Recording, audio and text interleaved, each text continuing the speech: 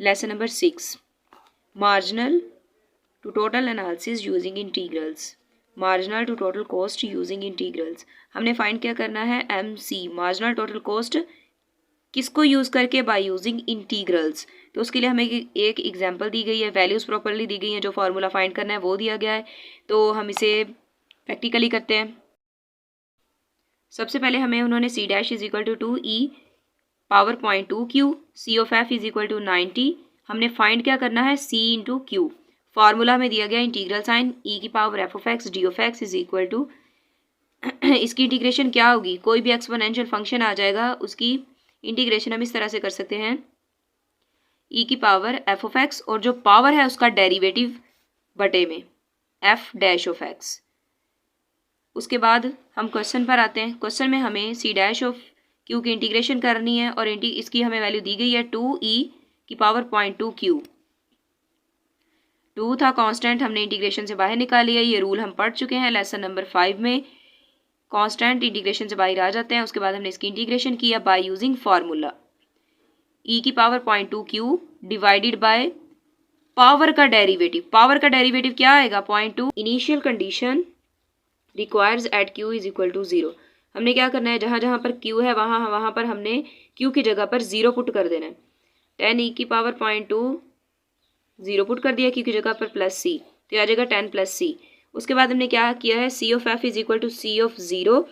तो हमने जहाँ पर c था वहाँ पर c ऑफ f पुट कर दिया, c ऑफ f माइनस 10। तो c ऑफ f की वैल्यू हमें पता है, c ऑफ f की वैल्यू हमारे पास 90 है। तो 90 माइनस 10 इक्वल्स टू 80। c की जो हमारे पास वैल्यू वो 80 आ गई। उसके बाद इक्वेशन नंबर 1 हमारे पास जो बनी है वो ये है, c of 0 is equal to 10 e की पावर 0.2 इंटू 0 प्लस c। तो इस c की जगह पर हमने क्या पुट कर देना है, जो c की वैल्यू हमने फाइंड की है 80। तो ये हमारे पास रिक्वायर्ड सॉल्यूशन है इसका। नेक्स्ट टॉपिक है 21, marginal to total revenue using integral. तो इसमें रिवेन्यू फाइंड करना है। हमें उन्होंने वैल्यू दी है 28q minus exponential function 0.3q। हमने रिवेन्यू फाइंड करना है। उसके बाद हमने बाय यूजिंग इंटीग्रेशन, इसकी इंटीग्रेशन सिंपल हो जाएगी, 28q² डिवाइडेड बाई 2 और e की पावर 0.3q की इंटीग्रेशन हमें पता है कैसे कर सकते हैं। सबसे पहले यहाँ पे उन्होंने क्या किया है, उन्होंने 0.3 के साथ इस वैल्यू को 0.3 के साथ डिवाइड और मल्टीप्लाई किया है। डिवाइड और मल्टीप्लाई करने के बाद क्या किया है, सिंपल इंटीग्रेशन की है। 28q² डिवाइडेड बाई 2 को जब सॉल्व किया तो ये 14q² आ गया, माइनस 1 ओवर 0.3 की पावर 0.3q। यहाँ पर ये एक रूल लगा रहे हैं, कौन सा रूल, ये rule integral sign f dash of x exponential function f of x dx is equal to exponential function f of x plus c के इक्वल होता है। तो नेक्स्ट उन्होंने उस पर यही रूल अप्लाई किया है, सिंपल इंटीग्रेशन हो गई है। 14q² plus c1 minus 1 over 0.3 exponential function 0.3q plus c, तो इसकी वैल्यू आ जाएगी। उसके बाद उन्होंने क्या किया है, 14q², इसको c जो c1 और c2 इन दोनों को c1 minus c2 is equal to c फर्ज कर लिया, फर्ज किया है। उसके बाद derivative and integral are inverse operators, ये दोनों एक दूसरे के जो होते हैं इनवर्स ऑपरेटर होते हैं। तो इसका जनरल सॉल्यूशन हमारे पास क्या आया, ये है। तो नेक्स्ट अप हमने क्या किया था, जनरल सॉल्यूशन मिलने के बाद जहाँ जहाँ पर क्यू था हमने वहाँ पर 0 पुट किया था। तो जहाँ जहाँ पर क्यू था वहाँ 0 पुट करने के बाद हमारे पास आर की जो वैल्यू है वो आ जाएगी इस तरह से, कुछ इस तरह से, -10/3 plus c is equal to r into 0। तो इसका मतलब है सी की वैल्यू हमारे पास जो गिवन आ गई है वो है 10/3। हमारे पास इक्वेशन नंबर 1 ये वाली बनी थी, ये इक्वेशन 1 बनी थी, जहाँ पर हमने सी की वैल्यू यहाँ से दूसरी इक्वेशन से फाइंड करके 10/3 सी में पुट कर दी थी। तो यही हमारा डेफिनेट सॉल्यूशन है। नेक्स्ट हमारे पास है topic number 22, marginal to total savings using integral. Saving find करनी है इंटीग्रल को यूज करके। तो हम ये कैसे कर सकते हैं, topic number 22, s dash of y की वैल्यू हमें दी गई है 0.3 माइनस 0.1 वाई की power -1/2। S of y is equal to 81 is equal to 0। तो फाइंड क्या करना है हमने, सेविंग। सबसे पहले हम इंटीग्रल को यूज़ करके इसकी इंटीग्रेशन लेंगे जो इक्वेशन हमें दी गई है। तो सबसे पहले इनको सेपरेट करके इनकी इंटीग्रेशन लिख ली गई है। उसके बाद 0.3 वाई माइनस 0.2 वाई 1/2 प्लस सी, ये गिवन इक्वेशन की हमारे पास इंटीग्रेशन का आंसर आ जाएगा। ये हमारे पास इक्वेशन नंबर 1 है।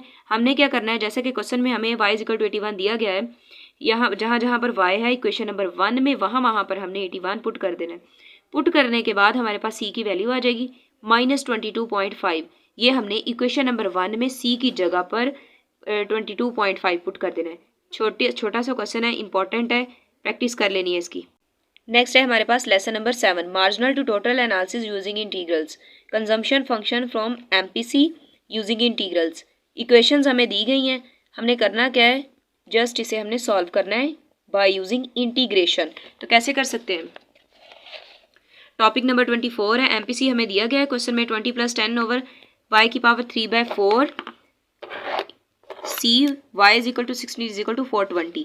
तो c × y हमने फाइंड करना है, MPC dy c dash y dy के बराबर है, तो हमने integration 20 + 10/y³ 3/4 dy। Next step में हमने क्या करना है, y³ 3/4 को हम 10 के साथ ऊपर ले गए हैं, जब ऊपर लेके जाएंगे तो ये -3/4 हो जाएगा।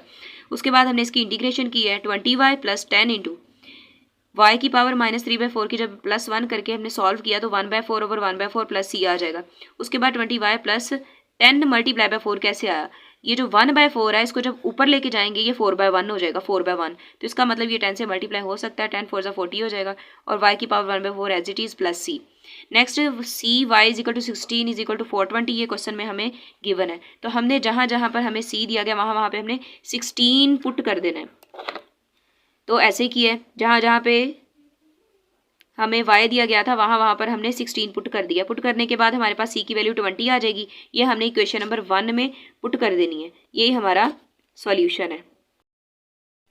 Topic number 25, marginal to total imports using integral. Integration करनी है, कैसे करनी है, m' हमें दिया गया है 0.1, इसकी हमने इंटीग्रेशन करनी है। इंटीग्रेशन में 0.1 सिर्फ एक नंबर दिया गया, इसके साथ y आ जाएगा। इंटीग्रेशन में 0.1 y + c, कॉन्स्टेंट c लाजमी आता है, since derivative and integral are inverse operators.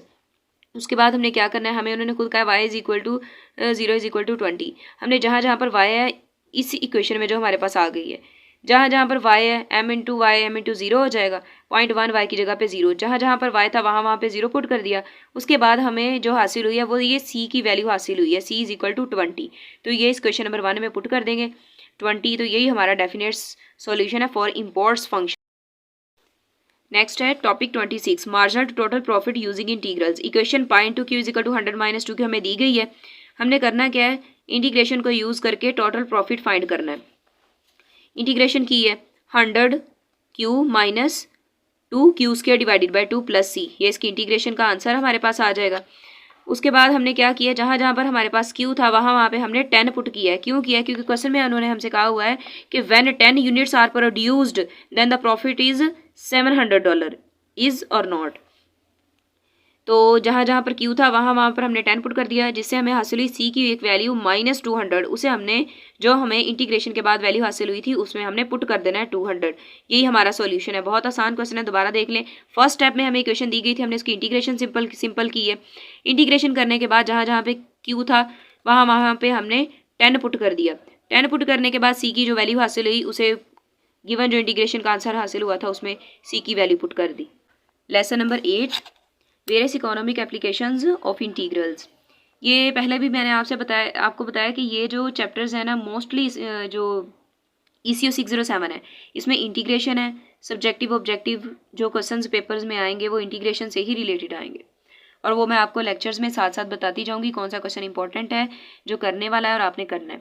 इस क्वेश्चन को देखें, टॉपिक नंबर 27 है, n(t) दिया गया, integral sign 3 / √t dt, integral sign 3/t⁻1/2, √ is equal to 1/2 होता है ना dt।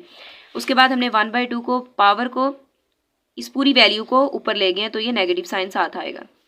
उसके बाद इसकी इंटीग्रेशन की है। आपको पता है कि इंटीग्रेशन के रूल में हमें क्या करना होता है कि पावर में एक को ऐड करना है और जो न्यू पावर बनेगी उसको बटे में लिख देना होता है। तो हमारे पास जो टोटल वैल्यू आई है वो है 6t⁻1/2 + c व्हेन n = 3, यानी जहाँ जहाँ पर n = 3 नहीं लिखना था, यहाँ पे लिखना था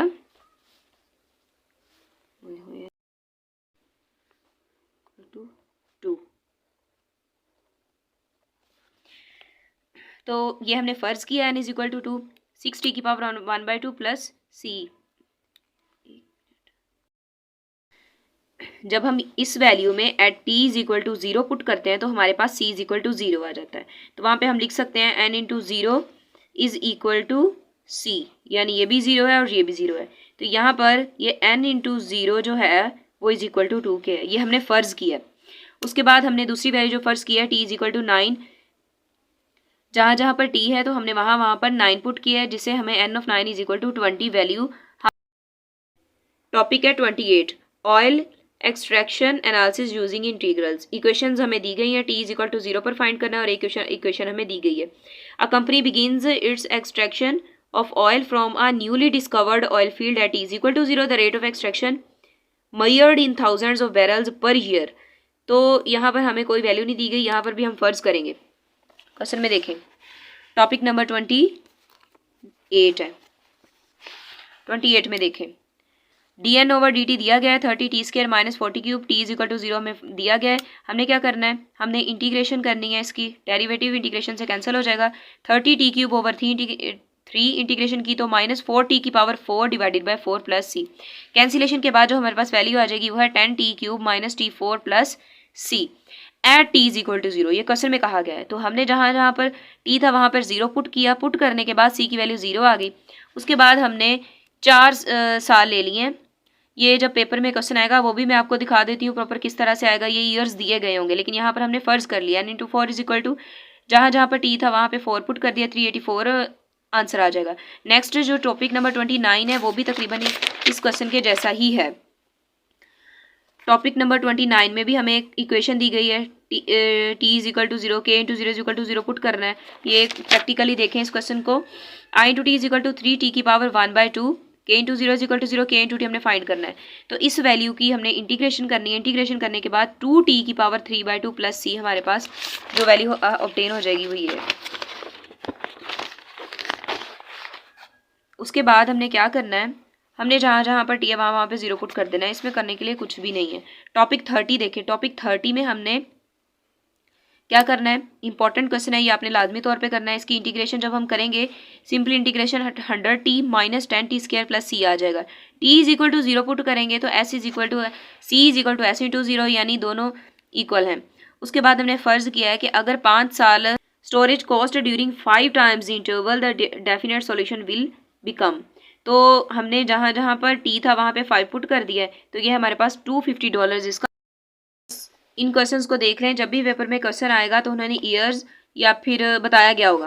calculate the value of crops for this production level, equation दी गई होगी और टाइम भी दिया होगा कि कितने तक फाइंड करना है। यहाँ पर जो बुक्स में क्वेश्चन दिए गए हैं वहाँ पे हमें फ़र्ज़ करना पड़ता है, कभी 4 कभी 0 2, इस तरह से हम कोई भी वैल्यू ले सकते हैं। लेकिन ये हमें क्वेश्चन जो पेपर में आएगा उसमें हमें वैल्यूज़ दी गई होंगी और इंटीग्रेशन वाले ही सारे क्वेश्चन आएंगे। How much the quantity of bushel of rice be during the next 7 weeks if the market price remains fixed at $5 per bushel. Equation दी गई होगी, इसको हमने सॉल्व करना है। सिंपली 5 पुट कर देना है, 7 वीक्स का फाइंड करना है। कैसे करना है ये आपको मैं नेक्स्ट वीडियो में बताऊंगी।